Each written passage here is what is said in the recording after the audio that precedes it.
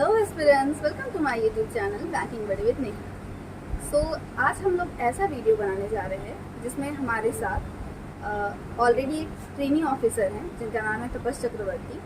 And sir आपको ये बताएंगे कि SBI जूनियर एसोसिएट से हम ट्रेनिंग ऑफिसर तक कैसे पहुंच सकते हैं। It means those who are targeting SBI clerical cadre in 2022 that they can get an officer cadre. So sir will tell how he has done it and with how much time, with how much practice and with work pressure also, how he has managed to do all the things. Okay, so I want you to introduce yourself first of all, sir, and welcome to our YouTube channel. Thank you Neha. तो everyone, जो भी इनका video आप follow करते हैं, इनका channel को जो सब्सक्राइब किए हुए हैं, मैं उन सबको हेलो कहना चाहता हूँ। तो जैसे कि मैम ने बताया, नेहा ने बताया कि किस तरह से एक स्ट्रैटेजी होना चाहिए एक क्लर्क के लिए, एक जो जूनियर एसोसिएट है कि काम करते हुए किस तरह से वो अपने मिनिमम टाइम में क्लरिकल से ऑफिसर में प्रमोशन के लिए उसका एक स्ट्रैटेजी आपको बनाना होगा।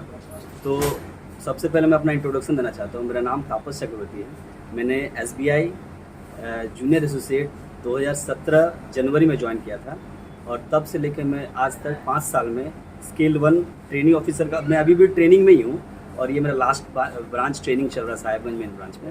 इसके बाद मैं कन्फर्म्ड हो जाऊँगा। तो जो स्ट्रैटेजी है, आपको सबसे पहले ये ध्यान रखना है कि जब भी जूनियर एसोसिएट तो आप बन के क्लर्क में आने के बाद आपको सबसे पहले JIB का एग्ज़ाम पास करना होगा। JIB एग्ज़ाम और CIB एग्ज़ाम, ये 2 इम्पॉर्टेंट एग्ज़ाम है। Not only in terms of promotion, in terms of monetary benefit.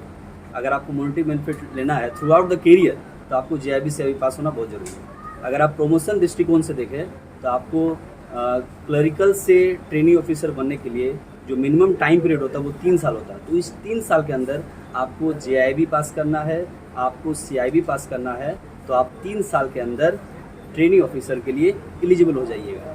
अगर आप सिर्फ JIB पास करते हैं तो जो मिनिमम टाइम फ्रेम है वो 4 साल है। आप 4 साल में TO के लिए एलिजिबल हो जाइएगा।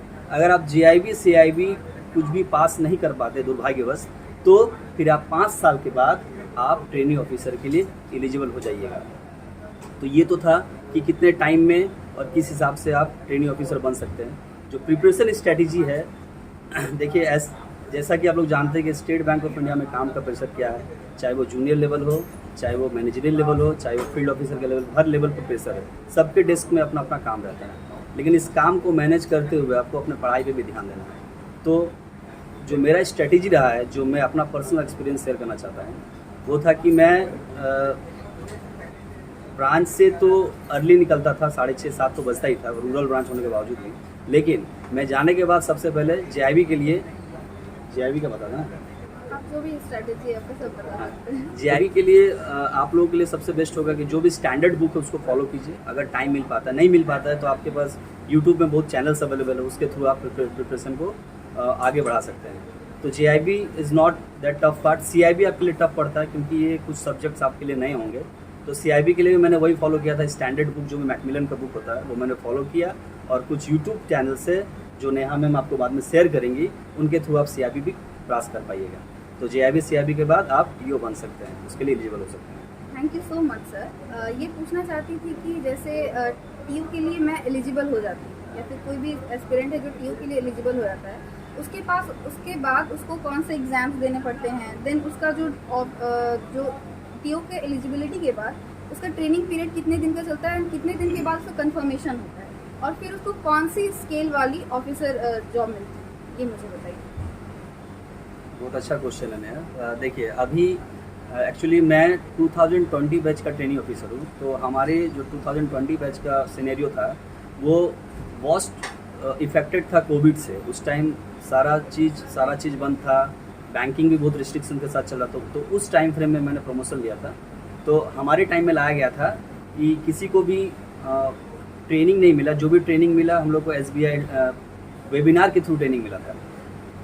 जो मार्क्स का क्राइटेरिया है TO के लिए वो है कि आपको 100 मार्क्स का है, जिसमें 80% जो वेटेज है वो आपको रिटन पार्ट है और 20% का जो वेटेज है वो इंटरव्यू पार्ट है।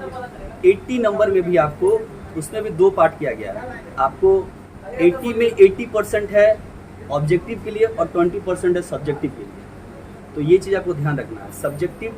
सब्जेक्टिव मतलब आपको वहाँ पे वो उसको भी आपको प्रिपरेशन करना होगा, साथ साथ लेके चलना होगा। ऑब्जेक्टिव के साथ आपको सब्जेक्टिव का भी लेके चलना होगा। और जो टीओ का जो तैयारी कीजिएगा उनके लिए मैं एक बुक बोलना चाहूँगा। एक जी सुब्रमण्यम का बुक आता है, वो बेंगलोर का एक पब्लिकेशन है। उनका एक्चुअली हम लोग उसको बैंकिंग का ग्रंथ कहते हैं, क्योंकि बैंकिंग का सारा सिस्टम, प्रोसीड्यूर्स, सारा चीज़ उसमें रिकॉर्डेड है। तो वो आप अगर पढ़ते हैं तो वो आपको पीओ के एग्ज़ाम के लिए हेल्पफुल होगा। एंड एक बैंकिंग डाइजेस्ट आता है, बैंकिंग डाइजेस्ट, वो भी एक बेंगलोर की पब्लिकेशन से वो निकालते हैं। बैंकिंग डाइजेस्ट क्या होता है कि आप हर महीने का जो भी बैंकिंग, फाइनेंशियल और एसबीआई में भी अगर कुछ चेंजेस, अमेंडमेंट्स होते हैं तो वो आपका वो बैंकिंग डाइजेस्ट में मिल जाएगा।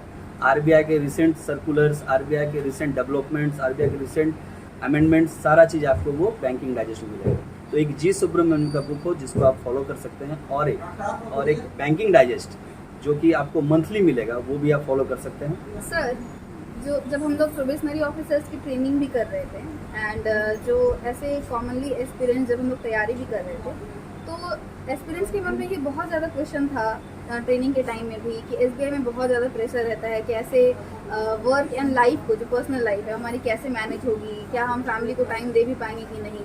तो ये जो प्रेशर रहता है बेसिकली ये पूरा ये है, मतलब फैला हुआ है एक तरह से कि एसबीआई वालों को ज़्यादा ही प्रेशर रहता है। इसीलिए बहुत सारे बच्चे एसबीआई में मतलब आने से भी एक बार पूछते हैं कि क्या बहुत ज़्यादा प्रेशर है, क्या हम लोग मैनेज कर सकते हैं वर्क एंड लाइफ। सो इसमें आप क्या कहना चाहेंगे कि आप लास्ट 5 ईयर से एज ए जूनियर एसोसिएट भी आप वर्क कर चुके हैं and as a training officer भी आप बहुत दिन से वर्क कर रहे हैं।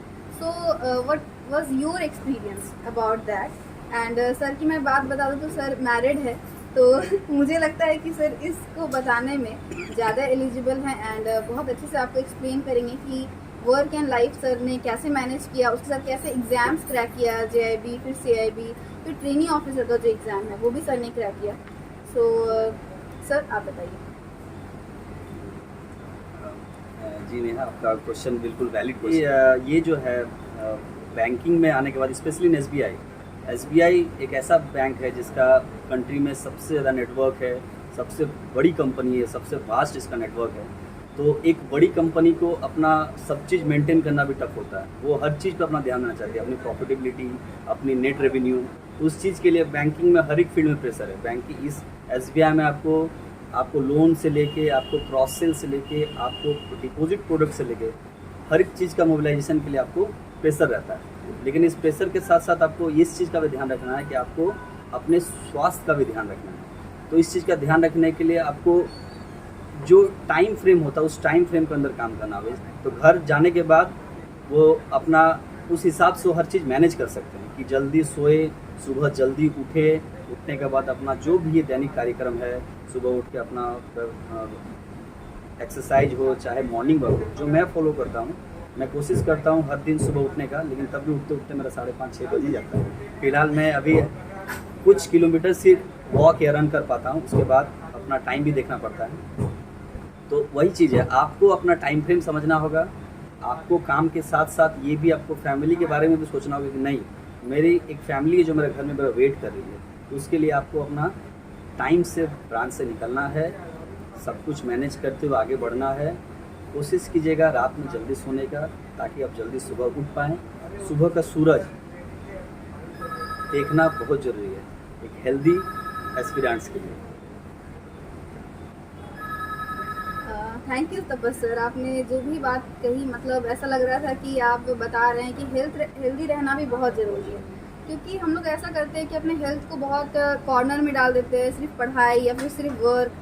लेकिन ऐसा नहीं है। आप अगर हेल्थ को कॉर्नर में डाल के पढ़ाई या वर्क कर रहे हैं तो आप काम तो 5-6 घंटे करेंगे, लेकिन उसकी एफिशिएंसी बहुत कम हो जाएगी। उसकी एफिशिएंसी 2-3 घंटे ही रहेगी। जबकि अगर आपका हेल्थ अच्छा रहेगा तो आप कम भी काम करेंगे, लेकिन आपका वो काम बहुत ही प्रोडक्टिव होगा। सो health is very important. And sir ने जैसा बताया कि आपको वर्क एंड लाइफ सबके, जिस भी आप ऑर्गेनाइजेशन में काम कर रहे हैं, चाहे वो बैंकिंग ऑर्गेनाइजेशन हो, चाहे वो इंजीनियरिंग हो, या फिर कोई भी ऑर्गेनाइजेशन हो, या फिर कोई बिजनेस हो, ये आप पर डिपेंड करता है कि आप वर्क एंड लाइफ को या फिर पर्सनल लाइफ कैसे मैनेज करते हैं। ये सबका अपना अपना पर्सनल पर्सपेक्टिव है किसी भी चीज़ को देखने का। कोई बहुत कम काम करते हुए बहुत थक जाते हैं एंड उनको लगता है मेरे पास टाइम नहीं है, और कोई लोग को आप देखेंगे कि बहुत सारे काम कर रहे हैं तब भी वो मतलब बहुत ही प्रोडक्टिव दिखेंगे, फ्रेश दिखेंगे। So this is upon yours and मुझे लगता है कि सर ने आपको जो भी क्वेश्चंस थे कि एसबीआई से हमको अगर जूनियर एसोसिएट में अगर हम हैं तो उसे टीओ कैसे बना उसके बारे में बताया है। एक बार सर से जान लेते हैं कि सर को कितना टाइम लगा। सर आपने जूनियर एसोसिएट कब ज्वाइन किया था एसबीआई में? जी नेहा, मैंने जो जूनियर एसोसिएट ज्वाइन किया था वो जनवरी 2017 में मैंने ज्वाइन किया था। उसके बाद मैंने 2017 के लास्ट में ही मैंने जीआईबी क्लियर किया और 18 के लास्ट में मैंने सीआईबी क्लियर किया, और एक साल वो गैप देने के बाद मैं 2020 में टीओ के लिए एलिजिबल हो गया। और टीओ के लिए जैसे एलिजिबल हुआ मैंने टीओ का एग्ज़ाम दिया और फॉर्चुनेटली मैं पास भी हुआ रिटर्न एग्ज़ाम में। So much sir for giving such A helpful and informative experience, क्योंकि आपका जो भी एक्सपीरियंस रहा 5 साल का, उससे मुझे लगता है कि हमारे एक्सपीरियंस को काफ़ी हेल्प मिली होगी। एंड आपकी जो भी कमेंट्स, जो भी क्वेरीज होगी आपकी, आप उसको कमेंट सेक्शन में ज़रूर बताइएगा। एंड सर होंगे वहाँ पर, अगर सर से जो भी पॉसिबल हुआ वो उसको ज़रूर सॉल्व करने किसी भी तरह का नोट्स, किसी भी तरह का जानकारी या अगर चाहिए जो भी तरह का नोट्स। तो अभी आपका जो एसबीआई क्लर्क का एग्जामिनेशन 2022 में होने वाला है, तो आप उसको भी बहुत अच्छे से फोकस के साथ आप पढ़ाई कीजिए। एंड एसबीआई जो भी आप टारगेट कर रहे हैं उसको बहुत अच्छे से पढ़ाई कीजिए। एंड ऐसा नहीं सोचना है कि अगर हम एक बार किसी जूनियर एसोसिएट में चले गए तो हम ट्रेनिंग ऑफिसर नहीं बन सकते हैं या फिर स्केल 1 स्केल 2 नहीं बन सकते, ऐसा नहीं सोचना है। तो आप लोगों को सिर्फ मेहनत करनी है। जैसे सर ने कहा कि जिस तरह से सर ने टाइम मैनेज किया, एक्सक्यूज़ नहीं दिया सर ने कि मैं तो आ गया हूँ ब्रांच, अब नहीं हो पाएगा। बहुत सारे लोग एक्सक्यूज़ देने लगते हैं, ठीक है, जो एक्सक्यूज़ नहीं दिया सर ने और फिर अपना मतलब प्रॉपरली मैनेज टाइम के साथ करके ब्रांच मतलब अपना जो भी काम है उसको फिनिश करने के बाद जो भी एग्जामिनेशन उन्होंने क्लियर किया, तो वो लोग जो भी है कि मेहनत करना चाहते हैं वो अच्छे से कर सकते हैं, ऐसा है। So that's all for today. We have covered all the areas and thanks for watching. Do like and share.